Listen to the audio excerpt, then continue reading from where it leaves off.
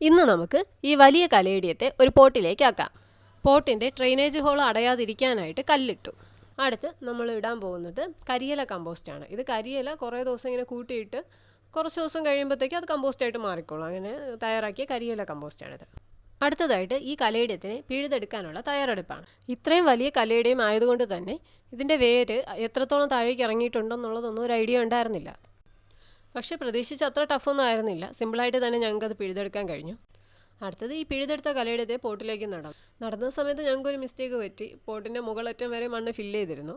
പിന്നെ നമ്മൾ കുറച്ച് മണ്ണ് മാറ്റി അതിന് ശേഷമാണ് ഈ കലേഡിയം ഞങ്ങൾ നടുന്നത്.